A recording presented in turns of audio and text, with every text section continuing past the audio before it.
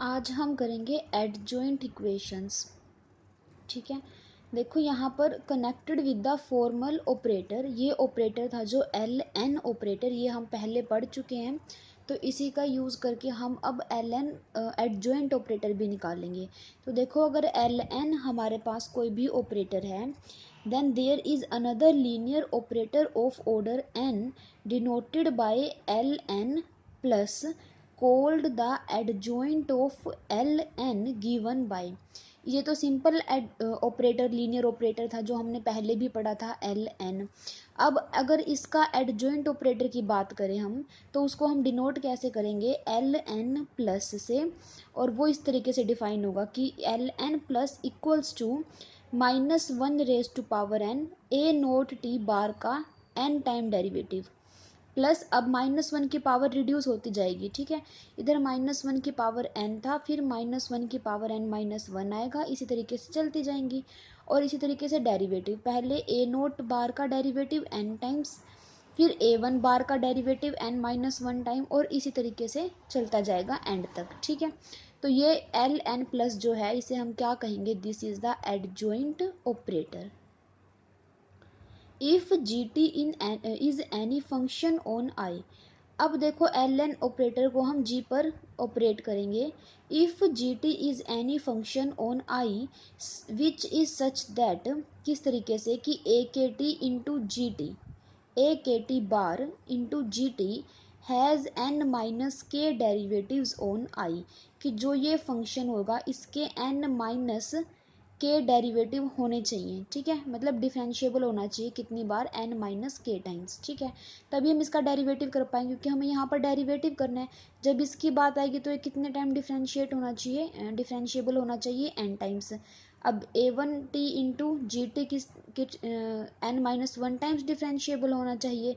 इसी तरीके से हमने तभी यहाँ पर ये वाली चीज़ पहले डिफाइन कर दी कि जो ए के बार इंटू जी है, ये फंक्शन होगा जो ये n-के टाइम डिफरेंशिएबल होगा इंटरवल आई पर। ठीक है, तो बस जी ऑपरेट करना, तो यहाँ पर हर एक ए आई फंक्शन के साथ जी को मल्टीप्लाई कर देंगे। ठीक है, अब देखो, the equation L N plus Y is equals to 0 is called the adjoint equation of to the differential equation N N Y is equals to 0।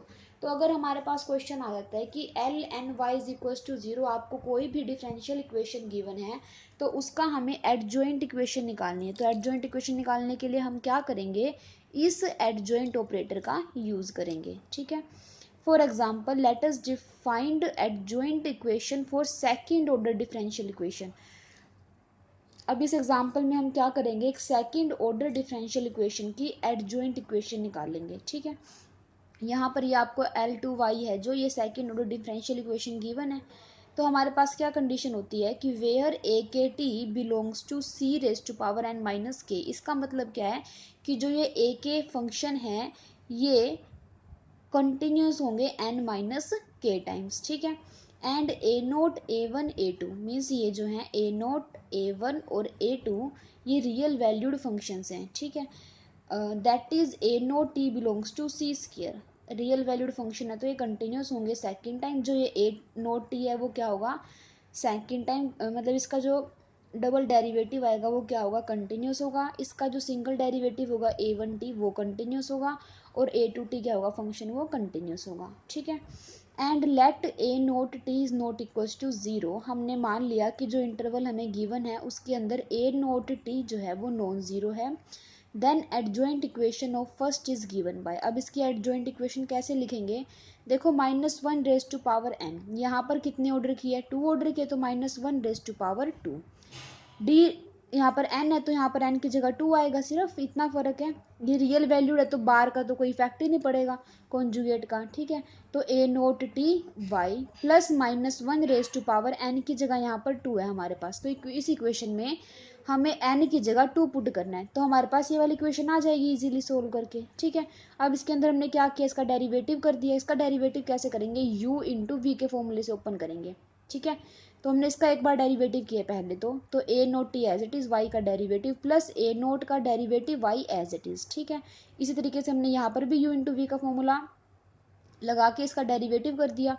ठीक है, अब इस तरीके से अब इसको दोबारा डिफ्रेंशिएट करेंगे, इस अंदर वाली ब्रैकेट को, इस पे दोबारा u इंटू वी का फॉर्मूला लगेगा। इसी तरीके से यहाँ पर भी u इंटू वी का फॉर्मूला लगेगा। ठीक है, यहाँ से हम क्या कर सकते हैं, इसको सोल्व कर सकते हैं इजीली। इसके बाद हमने क्या किया, डबल डेरिवेटिव वाले टर्म और सिंगल डेरिवेटिव वाले और सिंपल वाई वाले टर्म इस तरीके से लिख ली।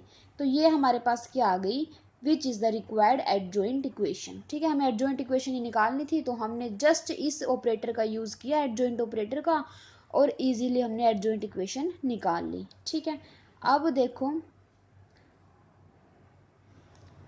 एग्जाम्पल ले लिया इसने सेकंड ऑर्डर डिफरेंशियल इक्वेशन का। ठीक है, यहाँ पर ए नोट टी की वैल्यू टी स्क्वायर है, ए वन टी क्या है 7t, और ए टू टी क्या है हमारे पास 8। ठीक है, अब हमने क्या करना है, जस्ट इसके अंदर सेकंड ऑर्डर की हमने एडजॉइंट इक्वेशन तो निकाल ही ली है। अब ये हमारे पास सेकंड ऑर्डर डिफरेंशियल इक्वेशन है, तो हम क्या करेंगे, सिर्फ ए नोट ए वन और ए टू की वैल्यू को उठाकर यहाँ पुट कर देंगे, तो हमारे पास क्या आ जाएगी, एडजॉइंट इक्वेशन आ जाएगी। ठीक है, तो ये हमारे पास एडजॉइंट इक्वेशन थी। इसके अंदर हमें क्या करना है, जस्ट एडजॉइंट ऑपरेटर का यूज़ करना है, और उसी का यूज़ करके हम क्या कर सकते हैं, एडजॉइंट इक्वेशन को फाइंड आउट कर सकते हैं। ठीक है।